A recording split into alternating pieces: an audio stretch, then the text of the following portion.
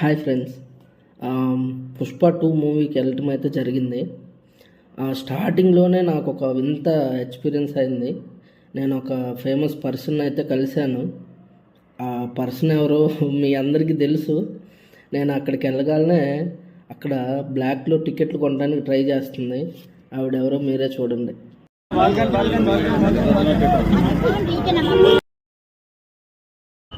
Hi friends, ఈవిడెవరో మీకు తెలుసుగా, మన ఆంటీ ఎవరు, అమ్మ, లోకల్ కాకుల ఆంటీ అమ్మ.